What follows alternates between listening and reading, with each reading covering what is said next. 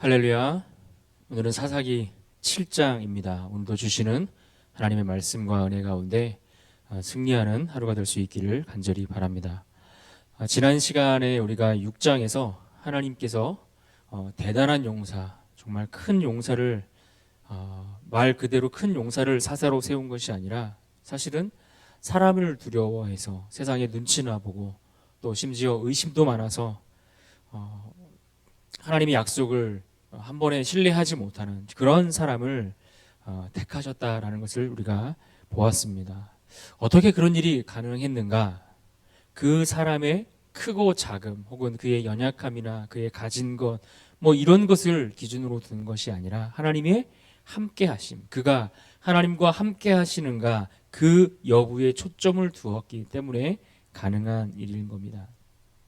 사람의 눈치나 보며 두려워서 그저 주어진 임무를 수행함에 있어서도 한밤에 사람들을 피하여 그가 행했던 그러한 작은 순종을 그는 보여주었는데, 그럼에도 불구하고 하나님은 그와 같은 작은 순종, 이것을 너무나 귀하게 여겨주셨던 것을 볼 수 있습니다.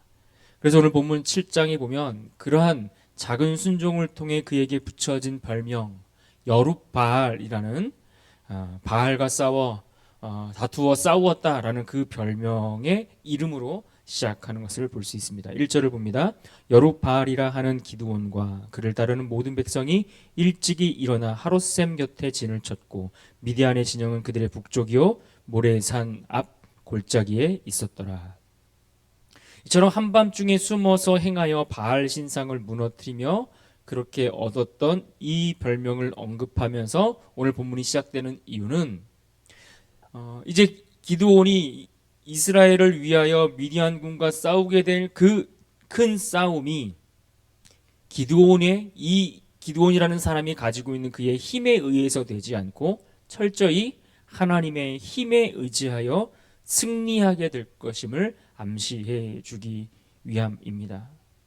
여호와 하나님만이 참신이고 그분만이 이스라엘을 정말 구원하실 능력이 있다, 그분에게 그와 같은 능력이 있다라는 것을 확증해 주는 하나의 장치라고 볼 수 있습니다.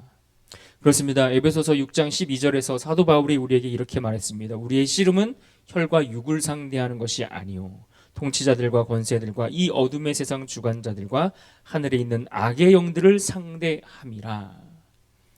이것이 그저 우리가 가진 육적인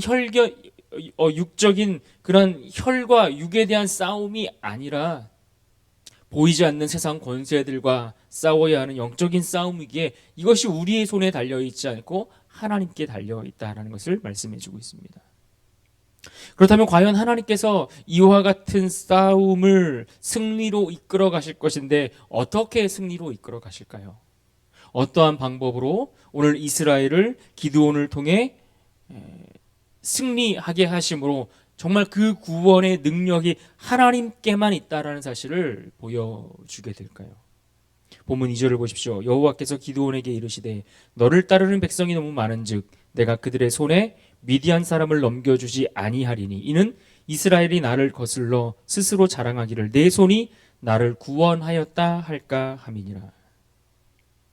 하나님께서 기드온에게 첫 번째로 말씀하신 내용은 너를 따르는 백성이 너무 많다라는 말씀이었습니다. 기드온을 따르는 백성이 많으면 어떻게 될까요? 그가 그 싸움에서 승리를 얻었을 때에 내가 가진 힘으로 승리했어, 내 힘으로 싸워서 이겼어 라고 착각할 것이기 때문에 그렇습니다. 이미 이와 관련해서 모세를 통해서 하나님이 경고해 주신 바가 있는데 신명기 8장 17절로 20절에 보면 이스라엘이 여호와께서 하신 일들을 잊어버리고 모든 것을 자신의 공로로 돌릴 때에, 즉 내 손의 힘으로 승리하였고 그래서 그들이 하나님이 행하신 일들을 알지 못하여 다른 신들을 섬기게 될 것에 대해서 경고하셨고 그럴 경우에 그들이 반드시 망하리라 가르쳐 주셨습니다. 그러니까 이것은 내가 하겠다라는 생각, 다시 말해 내가 가진 무엇으로 내 힘으로 이루어 보겠다라고 하는 그 생각, 이것이 얼마나 어리석은가를 말해 줍니다. 그러면서 동시에 내 손이 아닌 여호와의 손으로 내 능력이 아닌 하나님의 힘과 능력으로 싸우는 그러한 싸움이다라는 것을 강조해 주기 위한 것입니다. 그래서 우리는 내 힘이 아닌 하나님의 힘으로 사는 법을 연습해야 합니다. 훈련해야 합니다. 내 손에 들려져 있는 돈이나 명예, 어떤 인맥으로 승리해 보겠다라고 싸우는 것이 아니라 철저히 하나님 앞에 엎드려서 그분이 나를 통해 일하시도록, 그분이 나를 통해 승리할 수 있도록 이끌어 가시기를, 그래서 그분을 의지하여 맡겨드리는 그러한 인생으로 살기를 훈련해야 할 줄로 믿습니다.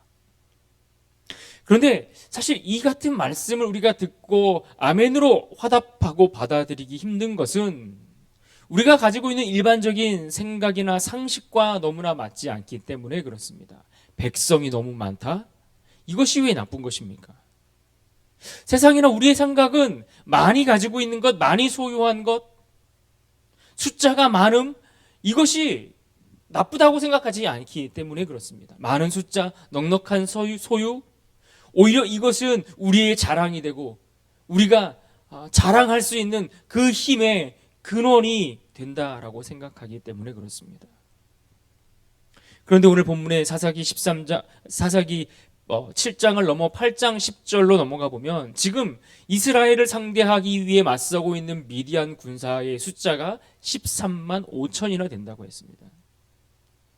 그러니까 그들의 숫자와 비교해 보면 3만 2천에 불과한 이스라엘은 딱 봐도 4배 이상의 차이가 날 정도로 확연히 그들이 더 우세한 조건들을 갖추고 있습니다. 그럼에도 불구하고 이 적은 숫자의 이스라엘 백성들을 가리켜 너무 많다라고 말씀하십니다. 그러면서 그 수를 줄여 가시지요. 수를 줄여 간다는 이야기는 무엇을 의미합니까? 내 힘을 빼고 있다는 이야기입니다. 내가 얻은 승리라고 말할 수 있을 것 같은, 있을 만한 그러한 모든 요소들을 철저히 다 제거하고 계시는 것입니다. 그래서 이것이 내 힘으로 된 것이 아니라 오직 하나님의 손으로, 하나님의 능력으로만 얻은 승리라는 것을 깨닫게 하시기 위함입니다. 그래서 지금 기드온은 그가 가지고 있는 손에 모든 것들을 내려놓고 힘을 빼며 오직 하나님의 손과 하나님의 능력으로만 얻을 수 있는 승리, 그러한 싸움을 준비하게 하시는 겁니다.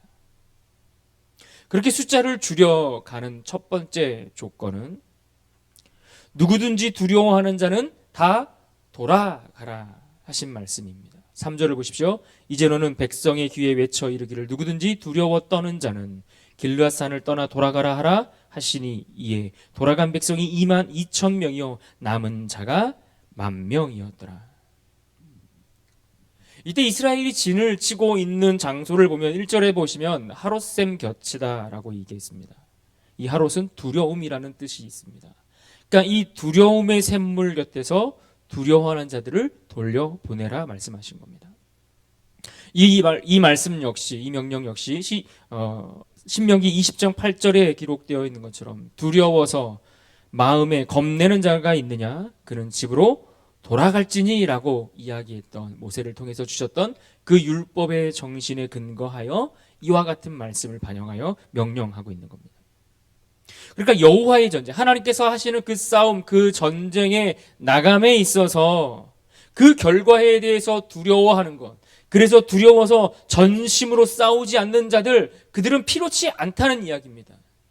함께 그 하나님의 역사를 이루어가는 그 공동체에 오히려 군대의 사기만을 떨어뜨릴 수밖에 없기 때문에 그렇습니다. 그렇다면 오늘 말씀 속에서 우리가 생각해 보고 넘어가면 좋겠습니다. 우리는 과연 무엇 때문에, 어떤 것들 때문에 두려워 흔들리고 있을까요? 취업에 대한 고민, 청년들이 많이 그러한 생각들을 가지고 있겠지요.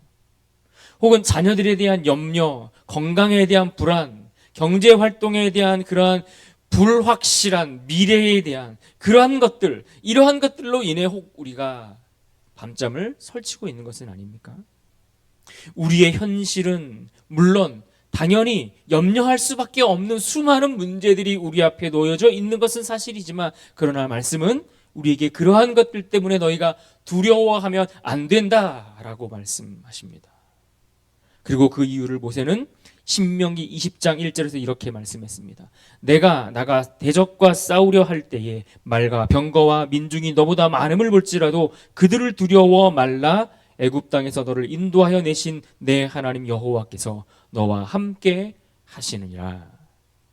그렇습니다. 우리의 힘으로 싸우는 것처럼 보이지만 내 힘으로 되는 것 아니라는 겁니다. 그렇지 않다는 겁니다. 우리는 언제나 그저 하나님께서 하시는 그 전쟁에 참여하는 것에 불과하다라고 말씀합니다. 그래서 결국 하나님의 이와 같은 조치를, 그러한 말씀을 통해서 32,000명에서 1만 명으로 그 숫자가 급격히 줄어들었습니다. 그러면 이제 이 정도 숫자라면 싸워도 괜찮지 않겠습니까? 아니, 물론 열악하고 힘들겠지만 그래도 두려움 없이 싸우는 자 10,000명이면 그래도 뭐라도 해볼 수 있겠다라는 생각이 들지 않겠습니까? 그런데 문제는 하나님이 여기서 멈추지 않고 그 명령이 멈추지 않고 여전히 문제가 있다라고 지적하십니다. 아직도 숫자가 많다는 겁니다. 하나님은 1만 명도 너무 많다라고 이야기하시는 이유가 무엇입니까? 이 숫자 역시 승리하였을 때에 과연 이 승리가 누구에게서 왔는가를 판단하기에 애매한 숫자라고 말씀하십니다. 그래서 이번에는 좀 더 확실하게 숫자를 줄여가십니다. 1만 명을 이제는 300명으로 줄여갑니다. 처음부터 비교해보면 자그마치 거의 99%를 줄여버린 셈입니다. 100명에서 1명 정도 남는 꼴이 되고 말았습니다.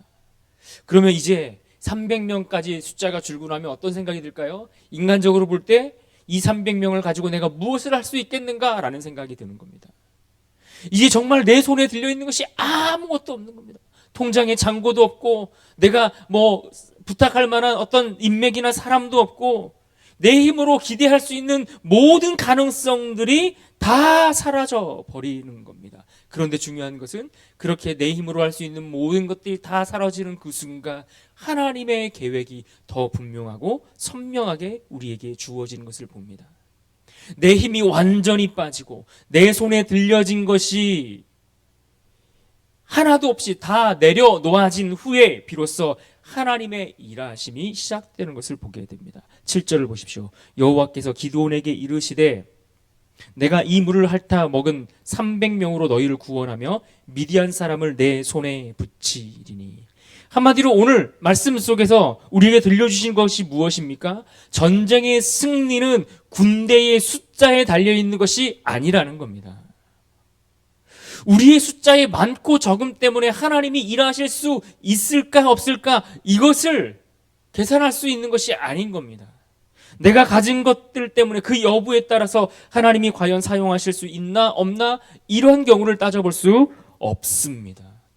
그렇다고 우리의 숫자가 적음에 그저 머물러 앉아 있거나 만족하는 것도 옳다라는 것을 이야기하는 것은 아닙니다. 그리스도인들의 문제는 수가 너무 많음에 있는 것이 오히려 문제가 아닐까 생각해 봐야 합니다. 왜 그렇습니까? 우리나라 인구의 25%가 한때 그리스도인이었다라고 자랑했던 그 모습을 생각해 보십시오. 그래서 그 많은 숫자가 주변 사회, 세상 가운데 어떤 변화와 어떠한 중대한 역할들을 감당했습니까? 오늘 32,000명의 군세가 300명으로 줄어들기까지 하나님은 그 숫자를 줄어들이는 그 과정을 통해서 기드온은 그 마음에 어떤 생각이 들었을까요? 밤잠을 설쳤을지도 모릅니다. 뒤적뒤적 거리면서 하나님의 명령을 따라 시키는 대로 따라가고는 있지만 과연 이것으로 무엇을 할까? 아니, 도무지 불가능하다라는 생각을 하게 되었을 것입니다. 이 말을 달리 바꿔 이야기하면 내 힘으로 내 손으로 할 수 있는 것이 없다라는 이야기는 그가 이제는 의지할 것이 하나님밖에 없다라는 것을 말씀해 주는 겁니다. 정말 내 손에 모든 것이 다 놓아지고 내 손에 들려지고 내가 의지할 만한 것들이 다 사라지고 나면 결국 내가 붙들고 의지할 수 있는 것은 오직 하나님밖에 남지 않는 겁니다.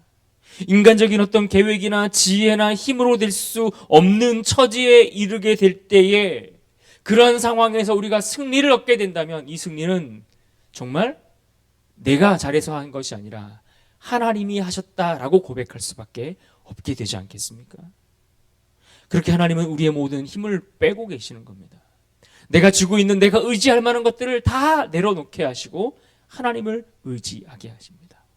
그렇게 기드온의 모든 힘을 빼고 난 후에야 비로소 그에게 적진을 향하여 나아가 치라라고 명령합니다. 9절을 보십시오. 그 밤에 여호와께서 기드온에게 이르시되 일어나 진영으로 내려가라. 내가 그것을 내 손에 넘겨 주었느니라. 이제 하나님이 기드온의 모든 힘을 빼고 하나님을 바라보게 하셨는데, 그렇다면 이제 기드온을 통해 이루실 그 승리를 위한 하나님의 전략이 무엇입니까? 13절 이하에 보시면 이 적진에 들어간 기드온이 그곳에서 만난 미디안 사람들의 대화를 통해 굉장히 놀라운 깨달음과 확신을 얻게 됩니다.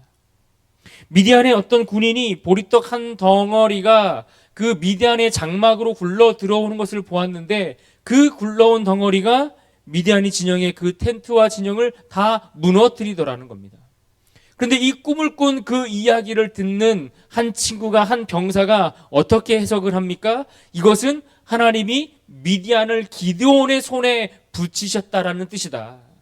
하나님이 미디안을 기드온의 칼에 붙이셔서 그들에게 우리는 패하고 망할 것이다 라고 해석하더라는 겁니다. 14절을 보십시오. 그의 친구가 대답하여 이르되 이는 다른 것이 아니라 이스라엘 사람 요아스의 아들 기드온의 칼이라. 하나님이 미디안과 그 모든 진영을 그의 손에 넘겨주셨느니라 하더라. 하나님이 지금 기드온에게 용기를 심어주고 계시는 겁니다. 이미 대적들 사이에 하나님께서 움직이시고 일하심으로 그 승리를 위한 작업을 시작하셨다는 것을 보여주는 겁니다. 그래서 이미 그들의 마음이 녹았다는 사실을 기드온이 깨닫고 비로소 승리에 대한 확신을 얻게 됩니다. 그런데 여러분 생각해 보십시오. 이 대목에서 우리는 기드온이 보여주었던 그의 모습 속에서 많은 아쉬움을 보게 됩니다. 왜 그렇습니까? 하나님이 이미 그를 만나 주셨거든요.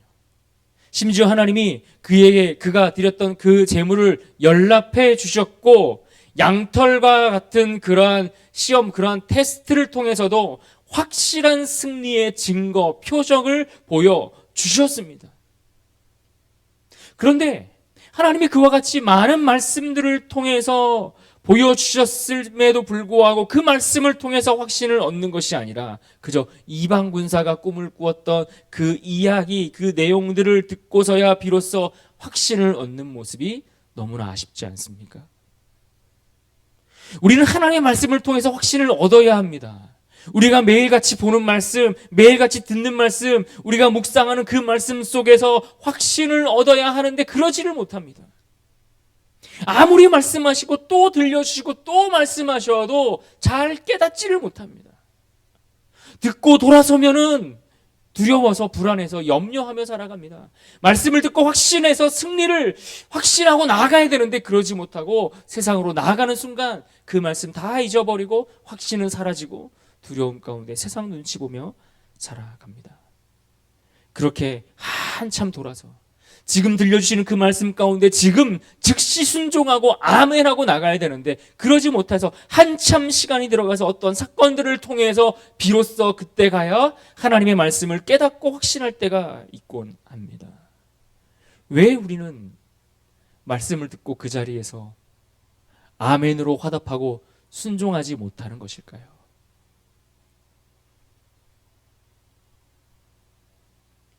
우여곡절 끝에 이 승리의 확신을 얻게 된 기드온은 이제 나팔과 항아리와 횃불을 들고 나아가 적진의 진영을 혼란케 하시는 그러한 방식들, 그러한 전략을 통해 결국 통쾌한 승리를 얻게 됩니다.